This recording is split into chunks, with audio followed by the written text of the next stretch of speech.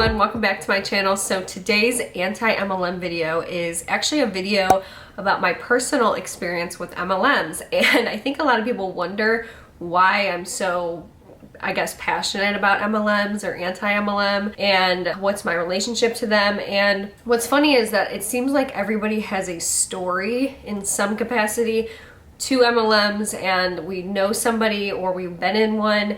And I just wanted to talk about mine because I think it will give you a lot of perspective on why I continue to make so many videos and why it's important to me. And I just wanted to clarify that. And it's kind of a fun video, sit down and just chat, because the next video I plan on doing, I've been stewing over for a while. So that one's a little bit more serious. So this one's a little bit less so anyway, I wanted to first clarify that I've never been in an MLM before. And I've got a couple comments of people are asking me, were you a part of Beachbody? I don't know where the confusion came from, because I got a lot of people asking if I used to be a Beachbody coach. And I got a couple like publications, well, not publications, they weren't even huge, but I had a couple people like reporters, not reporters, but journalists. I don't know what they were, honestly, but they were asking me to give my story on being a Beachbody coach. And I was so confused. I'm like, I was never, when did I say that I was? I never was.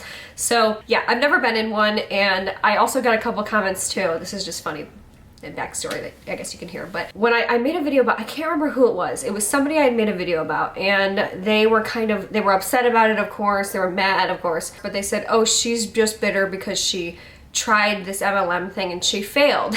And it's funny to me because I've never been involved in it, but even if you are, I don't think those people are evil. It's important for me to point out that the thing I don't like about MLMs is the structure. It's the MLM itself. It's not the people inside of them. So I have to tell this story because this was my very first ever interaction with an MLM. And Jarvis said I told this story before, but I swear I haven't. So anyway, this is so bizarre, but on our very first date, me and my boyfriend, this was 3.5 years ago, we went to this like winery place, and we were, having a great time. Neither of us drink wine, so it was kind of weird that we decided to go there, but we went there. And we were sitting down, we had just met each other. We had been talking, like we were introduced through a friend, and we met that way, but like we were introduced in a really weird way where like she was like this, she would always put people in like texting groups, and like her friends from high school would become your friends. I knew her from college, but she just like made people friends with each other. So anyway, somehow she connected the two of us, and then he kind of like he went rogue and like started talking to me, and we would like text each other all the time. And then he finally came up to visit me and like take me on a date. And we went to this first place. So this is the first time we ever met in person ever. And we were at our date, sitting at the table, and we were about halfway through eating. Like we had our food in front of us. We were eating, talking to each other. You know how awkward first dates are? They're miserable.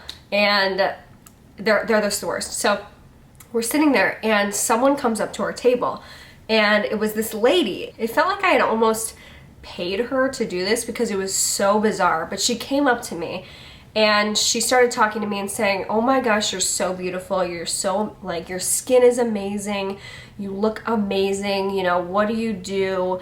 You would be so great at what I do. And then she turned to my boyfriend, or not my boyfriend at the time, but Jarvis, and she said, you are so lucky. Oh my gosh, you must be so happy to be dating her. Like, she's so beautiful, like movie. And I'm just like, it felt very jarring and inappropriate even at the time, because she had not only interrupted our meal, but it was so out of nowhere coming up. Like, you would never go up to somebody's table. I don't think I'm that great looking where you would come up and like interrupt somebody's meal just to tell somebody that they look that great. Like, I don't think anybody looks that great to do something like that, right? So she's like, anyway, I have my own skincare business, and I think you would be really great at what I do, turning to me now. And I said, oh, okay, thank you. And so she gave me her business card, and she said, oh, you guys have a great rest of your day. And she said a couple creepy things like, oh my gosh, you're gonna be, something about us dating or like being together, I don't know. What she didn't know, obviously, is that we weren't even dating, and this was our first date, first time meeting each other. How embarrassing. We like to say things like, oh my god, you're so lucky to be dating her. Ugh. Anyway, I look at the card later. I didn't even look at it because we're in the middle of a meal. I look at the card later and it was somebody from Roden and Fields. And if that doesn't tell you what people will do, it's so bizarre, okay? No other company do you work for where you have to go up to other people and interrupt them. I think the one thing in life you shouldn't do, and this is just to anybody, is interrupt somebody when they're in the middle of eating or at a meal, especially at a restaurant. It's just very inappropriate, very rude. And what she did was completely rude and it made it so awkward, but luckily, we got over it, obviously, because we're dating. Here we are 3 years later. But yeah, it was so bizarre. So that was my very first interaction with anyone with an MLM. And from then on, I was like, that person acted so weird. But it was very weird that it's like, it happened on our very first date. Like, it's kind of feels like fate a little bit. So anyway, that was my first interaction. But then my next one, I didn't know at the time. Even after that, though, I didn't know what an MLM was, which is multi-level marketing. I need to clarify that more, but I didn't know what an MLM was. I didn't even know when my brother came home, and my brother was in high school at the time, and so I think he was like 17 or 16 or 17. I don't remember what year he was, but he was really young. And my parents had told him that he needed to get a job because he had gotten a girlfriend and he was taking all my parents' money to take her out and stuff. So I think he was probably 17, but they said, you need to go get a job. So he was tasked with getting a job. And he came home one day so excited. And one thing about my brother is he's very charismatic. He can sell you anything and people really like him. He's very personable. And people tell him that all the time. So it's not out of the ordinary for somebody to say, oh my gosh, you should go into sales or, whatever. But he came home and he was so excited because he said, I got a job. And we were like, great, what is it? And he goes, I'm gonna sell knives. Guy, he was like one of the dads like that was involved with his baseball team or something, I think. I'm not sure. It was something like that. And this dad had pitched to him saying, you can sell for Cutco and you'll be like your own entrepreneur in sales and you'll make all this money because you're so great at it and you can sell anything, which he can, but even like my brother, who I think can sell anything and can sell anything, wouldn't be able to sell this because it's set up against you, like these MLMs are, right? But anyway, he came home, he was so excited, a high schooler, saying, I'm gonna sell knives and I'm gonna be so great at this, I'm gonna make so much money, I'm gonna be financially free. I mean, they're saying this to everybody, right? I didn't realize that at the time, but I look back now, knowing what I know, and I just realized how inappropriate it was that somebody would tell a high schooler and like involve a high schooler in this. It's so inappropriate. Again, I mean, there's so much inappropriateness with this, but that was the second time that I came into contact with these. Then my brother, my older brother, at the time he was dating this girl. She was very pretty and she was like one of those kind of like all-American kind of looking girls, and I think she was in college. I think she was like a freshman in college at the time. But my brother texted me on her behalf and he said, hey, blah, blah, blah, just got a message to be like a product influencer or something, and like they said that they would pay her if she would sell stuff, like she'd basically be on commission, like what do you think of this? And I was looking at it and I didn't know what it was at the time. Again, apparently I was missing every sign, which is why it's so important that I make these videos now, because unless you know like the names of all of these, you might not know right away or in the moment that it's an MLM, because they're very sneaky and kind of thinly veiled or heavily veiled sometimes, mostly heavily veiled.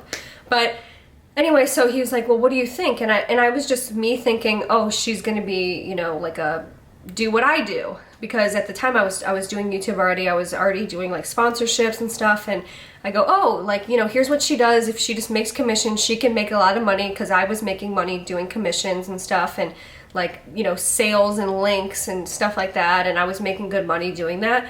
And so I just basically told him, here's what she needs to do, but I didn't realize that it wasn't the same thing. What she had got approached for was It Works. And those products, I don't know how anyone could ever sell those. It would be very hard to sell that kind of stuff. So, but I didn't realize that, but they kind of present it in a way where it's like, you think you're gonna be an influencer, which is the big thing right now. Is, you know, everybody wants to be, you know, an influencer, you know, Instagram star, whatever. I didn't realize it at the time, but I look back now, again, you know, I wish that I knew back then what I know now. And that's why I try to tell you guys, you know, it's important to be up to date on this stuff. It's important to know the names of these things and be aware, because you never know. And people present it like it's something that it's not. And they present it like you're going to be financially free and it's going to be very easy to sell, but these are not easy to sell products. It's very hard. You're not going to make money, and you're going to break a lot of relationships up and ruin relationships, and you're going to ruin the relationship with yourself, because your self-esteem comes down when you can't sell something and people are telling you, you should be able to sell this. Come on, is it so great? It's so great. Oh my gosh, I'm making so much money. You should be doing the same, and you need to be working, working, working. It's not your fault, you know, but I wish, looking back, that I could have said in those moments to my brother, to my brother's ex-girlfriend, like, don't get into this. You know, this is something dangerous, right? So we all have a story in some capacity with these things, and we all know somebody who's been involved in it. We all know somebody who's been approached. So anyway, I want to get into why it's so important for me to talk about it, and why I feel so emboldened now to speak out more than ever, is because I truly see it as something that is an illegal practice, okay? If we boil it down to a singular question of, do we want people to be scammed? I think we can all agree no. You know, do we want people to lose money? We can all agree collectively, no, we don't want people to lose money. Do we want people to feel bad about themselves? Do we want relationships to be broken up? Do we want, you know, tension to be in the air? Do we want to have to sell things to the people we love? No, no, no, no. And when you isolate it to these singular questions, it becomes very clear. Like, it's a very clear picture to me. And that's what happens in these MLMs. And again, I want to make it very clear, it's not the people inside of them.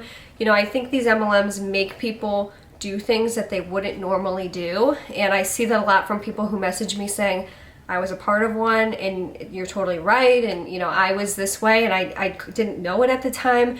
And just like I didn't realize all 3 times that I came into contact with these MLMs what they were, you know, you realize later on when you know more and you educate yourself more. And to me, MLMs, trying to get them out and eradicate them matters, because it's breaking, in my opinion, like a law. You know, it's unlawful to be operating these types of schemes, to be operating pyramid schemes. And the reason why they are, truly they are, is because people are getting scammed out of money, and they're being promised financial freedom, and they're not getting that.